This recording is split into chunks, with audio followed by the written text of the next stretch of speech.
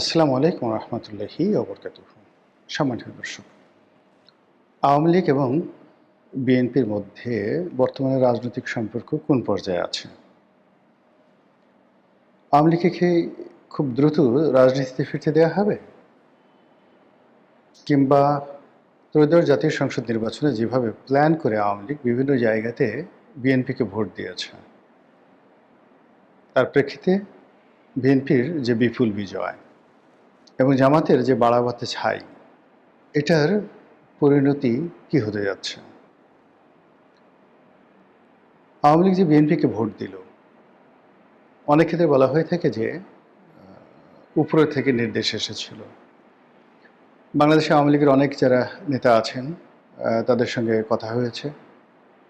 তো অনেক প্রার্থী, তাদের সঙ্গে কথা হয়েছে, অনেক প্রার্থী পরাজিত হয়েছেন, বিজয়ী হয়েছেন। যারা জয়ের ব্যাপারে শতভাগ নিশ্চিত ছিলেন, তারা অনেকে বলার চেষ্টা করেছিলেন যে একেবারে নির্বাচনের শেষ দিকে এসে আওয়ামী লীগের ভোটার যারা আছে তারা ইউটার্ন করে বিএনপির দিকে চলে যাওয়ার কারণে অনেক সম্ভাব্য প্রার্থী তারা বিজয়ী হতে পারেনি। তো এখন এই যে আওয়ামী লীগের ভোটাররা বিএনপির দিকে সুইং করলেন এবং জামাত যেখানে শতভাগ নিশ্চিত ছিল যে তারাই বিজয়ী হবে, সেই বিজয়টা মূলত বিএনপির ঘরে তুলে দেওয়া হলো। তারেক রহমান সাহেব এখন প্রধানমন্ত্রী। এর বেনিফিট আওয়ামী লীগ আদৌ পাচ্ছে কিনা? সরকার গঠনের একদিন দুই দিন পরে আওয়ামী লীগের মধ্যে একটা ব্যাপক, যাকে বলা হয়, আশা আকাঙ্ক্ষা দেখা গিয়েছিল। একজন দুজন আওয়ামী লীগ নেতা জামিন পেয়েছিলেন, পরবর্তীতে আবার সেই জামিন স্থগিত করা হয়েছে। আবার বিপরীতমুখী যে ঘটনাও ঘটেছে, বেশ কয়েকজন পুলিশ কর্মকর্তা তাদের অধীনস্থ থানাগুলোকে নির্দেশনা দিয়েছেন যে আওয়ামী লীগের কোনো নেতা যদি জেলখানা থেকে জামিন পান, তাকে যেন শোন অ্যারেস্ট দেখিয়ে, অর্থাৎ অন্য একটি মামলায় শোন অ্যারেস্ট দেখিয়ে সঙ্গে সঙ্গে জেলে পোরা হয়। এইগুলো অবস্থা চলছে। তার ফাঁকে ৭ই মার্চ, যেটা বঙ্গবন্ধুর সেই ঐতিহাসিক ভাষণকে কেন্দ্র করে যে রাষ্ট্রীয় আচার ছিল, সেটা তো এই বছর হয়নি। অধিকান্ত যে ঘটনাটি ঘটেছে সেটা হলো, কিছু ছাত্রছাত্রী ঢাকা বিশ্ববিদ্যালয় ক্যাম্পাসে শাহবাগ চত্বরে এই বঙ্গবন্ধুর ভাষণ বাজানোর চেষ্টা করেছিলেন। সেখানে জামাত এবং শিবিরের যারা লোকজন আছেন তারা ব্যাপক আক্রমণ করেছেন, মব তৈরি করেছেন এবং অনেকটা ইনুস জমানার মতো মব তৈরি করেছেন এবং তাদেরকে পুলিশের হাতে তুলে দেওয়া হয়েছে। পুলিশ তাদেরকে গ্রেপ্তার করেছে। যেভাবে গত ১৭ মাসে তারা মবের কাছে আত্মসমর্পণ করেছে, একইভাবে এবারও পুলিশ সেই মবের অনুগত থেকে যারা এই যাকে বলা হয় ৭ই মার্চের ভাষণ বাজানোর চেষ্টা করেছে, তাদের বিরুদ্ধে আমি আজকের এই সময়টা পর্যন্ত মামলা হয়েছে কিনা বলতে পারবো না, তবে গতকাল রাত পর্যন্ত যেটা আমরা জেনেছি যে তাদের বিরুদ্ধে মামলা হচ্ছে। তো এই অবস্থাতে আওয়ামী লীগের ফিরে আসাটার সম্ভাবনা কতটুকু, আদৌ এটা সম্ভব হবে কিনা, আগামী দিনের রাজনীতির কী ধরনের সমীকরণ ঘটতে যাচ্ছে, সেই বিষয়গুলো নিয়ে সংক্ষেপে আলাপ আলোচনা করার চেষ্টা করব। প্রথমেই তারেক রহমান সাহেবের ব্যক্তিগত অ্যাটিটিউড বোঝার চেষ্টা করুন। তিনি ঠিক শেখ হাসিনা যে কাজগুলোর জন্য নিন্দিত হয়েছিলেন, ঠিক সেই কাজগুলো তিনি বন্ধ রেখেছেন। প্রথমত তিনি কথা বলছেন না। শেখ হাসিনা প্রচুর কথা বলতেন, সে তুলনায় তারেক রহমান সাহেব এই যে কথা বলছেন না, এটা শেখ হাসিনার যে রেজিম, সেই রেজিমের জন্য একটা বিরাট চ্যালেঞ্জ। দ্বিতীয়ত, শেখ হাসিনা সংবাদ সম্মেলন করতেন অহরহ, তিনি সেই কাজটিও তিনি করছেন না। তারপর শেখ হাসিনা চলাফেরা করতেন প্রধানমন্ত্রীর মতো, একেবারে একটি, যাকে বলা হয়, রাজাবাদশার যে স্টাইল, বা ধরুন পৃথিবীর সবচেয়ে পাওয়ারফুল একজন প্রধানমন্ত্রী যেইভাবে রাজসিকতা নিয়ে চালচলন করেন, শেখ হাসিনা ঠিক সেইভাবে চলতেন। বিশ্বের বিভিন্ন দেশে চার্টার প্লেন করে যেতেন, তার সঙ্গে ২০০-২৫০ সঙ্গী সাথী থাকতেন। তারপর তিনি প্রায়ই গণভবনে সেই রাজকীয় ভোজের আয়োজন করতেন। নৃত্য হতো, গীত হতো, গল্প হতো, কবিতা হতো, আরও কত কিছু। সব মিলিয়ে আরব্য রজনীর যে কাহিনী, সেই কাহিনীর মতোই তিনি তার যে রাজনৈতিক জীবন, সেই রাজনৈতিক জীবনটাকে তিনি বর্ণাঢ্য করে ফেলেছিলেন। অন্যদিকে তারেক রহমান সাহেব শেখ হাসিনার এই কর্মটিকে রীতিমতো চ্যালেঞ্জ ছুড়ে দিয়েছেন। তিনি একেবারে নিপাট একজন নিম্ন মধ্যবিত্ত যুবকের মতো চালচলন করেন।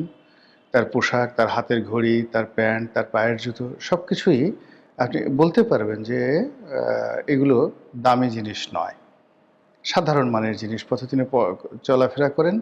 তার ব্যক্তিগত যে গাড়িটি রয়েছে, যেটা তার যাকে বলা হয় অফিস থেকে দিয়েছে, অফিস মানে বিএনপি অফিস। তো বিএনপি নেতাকর্মীদের টাকায় কেনা যে গাড়ি, সেই গাড়িতে তিনি চলাফেরা করছেন এবং এই গাড়ির তেল, ড্রাইভার বাবদ তিনি রাষ্ট্র থেকে কোনো অর্থ নিচ্ছেন না। এমনকি রাষ্ট্রীয় যে পতাকা, সেই পতাকাগুলো তিনি ব্যবহার করছেন না। তিনি বলে দিয়েছেন যে যেগুলো রাষ্ট্রীয় আচার এবং অনুষ্ঠান হবে, সেই ক্ষেত্রে তিনি শুধুমাত্র রাষ্ট্রীয় পতাকা ব্যবহার করবেন। আদারওয়াইজ রাস্তাঘাটে চলাফেরা করার জন্য তার এই ধরনের পতাকা প্রয়োজন নেই এবং তিনি সেটা করছেন না। এর ফলে শেখ হাসিনার সেই যে রাজস্বিক জীবন আর তারেক জিয়ার যে সাধারণ জীবন, এটি আমাদের দেশের যারা আমজনতা তারা ভীষণ রকম মানে পছন্দ করছেন। সাম্প্রতিক সময় দেখা যাচ্ছে যে তিনি বড় চেয়ারে বসছেন না, ছোট চেয়ারে বসছেন। মুরব্বীদের দেখলে তিনি উঠে দাঁড়াচ্ছেন। তারপরে কাউকে সালাম দেওয়ার প্রয়োজন হলে মাথা নুয়ে তিনি সালাম দিচ্ছেন, হ্যান্ডশেক করছেন এবং সাধারণত চোখে চোখ রেখে কথা বলছেন না। এবং গত কয়েকদিনে, অর্থাৎ প্রধানমন্ত্রী হওয়ার পর থেকে আজ অবধি তিনি কারোর সাথে রাগ হয়ে কমান্ডিং সুরে কারোর সঙ্গে কোনো কথাবার্তা বলেননি। চেষ্টা করেছেন হাসি মুখে কথা বলার জন্য, আর যেখানে হাসি করা সম্ভব ছিল না সেখানে তিনি চুপ থেকেছেন। তো এই জিনিসগুলো রীতিমতো শেখ হাসিনা, আওয়ামী লীগের জমানা তাদের সবাইকে চ্যালেঞ্জের মুখে ফেলে দিয়েছেন। আপনি যদি আওয়ামী লীগের যে সকল মন্ত্রী খুব স্টাইলিশ ছিলেন, বিশেষ করে ওবায়দুল কাদের সাহেব ছিলেন, তোফায়েল আহমেদ সাহেব ছিলেন, আরও অনেকে, তারা খুব স্টাইল করে চলতেন, ভালো পোশাক আশাক পরতেন, ভালো গাড়িতে চলতেন, তারপরে তারা যেখানে যেতেন সেখানেই দ্যুতি ছড়াতেন।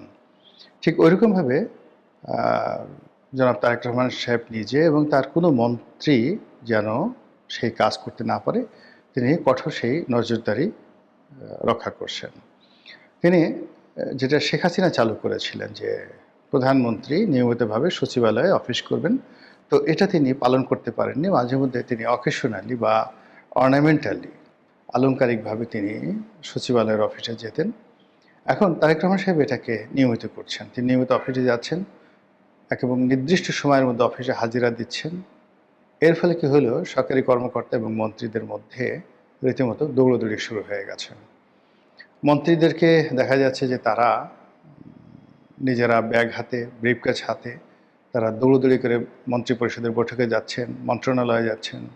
সচিবালয়ে সাধারণত যেভাবে দালাল ফড়িয়েদের একটা ভিড় থাকতো, সেই ভিড় অনেকটা কমে গেছে। এই প্রতিটি কাজই আওয়ামী লীগের জন্য রীতিমতো চ্যালেঞ্জ হয়ে দেখা দিয়েছে এবং এই কাজগুলো যদি ঠিকমতো চলতে থাকে, তাতে করে এই যে বর্তমানে যে অর্থনৈতিক সংকট আছে, ব্যবসা বাণিজ্য মানে খারাপ বা মব হচ্ছে, অনেক ক্ষেত্রে সরকারের যে যা করা উচিত সেই কাজগুলো সরকার করতে পারছে না, এই বিষয়গুলো নিয়ে মানুষজন মাথা ঘামাবে না। আমাদের দেশের মানুষজন আসলে আনন্দ উৎসব করতে পছন্দ করে। আমাদের দেশের মানুষ দেখা গেল বাড়িতে আপন কেউ মারা গেছেন, দাদা মারা গেছেন, দাদি মারা গেছেন, কাফনের কাপড় আনার জন্য বাজারে গেছেন, তো পথে দেখা গেল সাপের খেলা হচ্ছে, বা বটগাছের নিচে বসে কোনো জটাধারী সন্ন্যাসী তারা দোতারা বাজিয়ে গান ধরেছে, মদিনা যাব কেমনে, মদিনা যাব কেমনে।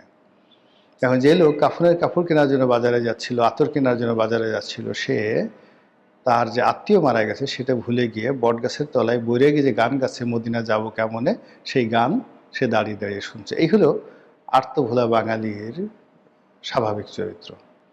বাঙালি সম্পর্কে নানাজনে নানা কাহিনী লিখেছেন। প্রখ্যাত বাঙালি বুদ্ধিজীবী শ্রী নীরজচন্দ্র চৌধুরী, তার দুটো খুব অমূল্য গ্রন্থ রয়েছে। একটা হলো বাঙালি জীবনের রমণী, আর একটা হলো আত্মঘাতী বাঙালি। এই দুটো বই যদি আপনারা পড়েন, অসাধারণ ধারণা পেয়ে যাবেন এই জাতিগোষ্ঠীর সম্পর্কে। তো সেক্ষেত্রে জনাব তারেক রহমান সাহেব লন্ডনে থেকেছেন। তিনি সেখানে, তিনি বা তার যারা লোকজন রয়েছেন, বিএনপির গবেষণা সেল আমি একবার ওই যে একজন খুব উগ্রবাদী আওয়ামী লীগ নেতা ছিলেন আহমদ হোসেন, যার সঙ্গে আমার একটা টক শোতে বেশ হট টক হয়েছিল। তো সেখানে আমি বলেছিলাম যে বিএনপির একটা গবেষণা সেল আছে। আর এই কথা শুনে তিনি তেলে বেগুনে জ্বলে গেলেন। তিনি বললেন যে নো, বিএনপির কোনো গবেষণা সেল নেই। বিএনপির যদি কোনো কিছু থেকে থাকে সেটা হলো বিএনপির জঙ্গিবাদী সেল আছে, বোমা মারার সেল আছে। তো সেই কথা, তার যে সেই আবেগপূর্ণ ভাষণ যে কতটা অসাড় ছিল, এটা এখন এই অল্প কয়েকদিনের যে বিএনপির কার্যক্রম, সেই কার্যক্রম দেখলে বুঝতে পারবে যে তারেক রহমান সাহেব তার যে 2001 থেকে 2006 সনের ড্রেস কোড, তার চলা ফেরা, কথাবার্তা, বন্ধু বান্ধব যা কিছু আছে, এটার 1% আপনি এখন দেখতে পাচ্ছেন না। ফলে তার যে গবেষণা সেল, বিএনপির যে গবেষণা সেল, এটা তাকে প্রস্তুত করেছে। আগে তিনি যে ভাষায় কথা বলতেন, এখন তিনি সে ভাষায় কথা বলছেন না। আগে যে ভাষায় তাকাতেন এবং যে ধরনের উদ্যত আচরণ তার মধ্যে ছিল বলে শোনা যায়, তার একটু উদ্যত আচরণ গত এই উনি ক্ষমতায় গ্রহণ করার পর থেকে আজ অবধি, তার তো প্রায় 3 মাস হয়ে গেল, তো আজ পর্যন্ত সেই ঘটনা কিন্তু ঘটেনি। এর বাইরে তিনি যে সকল সিদ্ধান্তগুলো নিয়েছেন, নিয়োগ, বদলি, মন্ত্রিপরিষদ গঠন, তারপরে বিভিন্ন জায়গাতে রিশাফেল করা, এরপরে যখনই কোনো একটা অভিযোগ আসছে সেই অভিযোগ আমল নিয়ে সঙ্গে সঙ্গে সেখানে অ্যাকশন নেয়ার ক্ষেত্রে তিনি যে গতি দেখাচ্ছেন, এতে করে আওয়ামী লীগের যে জমানা, সেই জমানা সম্পর্কে মানুষের যে আবেগ আছে, সেই আবেগ বেশি দিন থাকবে না। আমাদের দেশে বোঝার চেষ্টা করুন, মানুষ সেই খালি গায়ে থাকে, খালি গায়ে থাকে।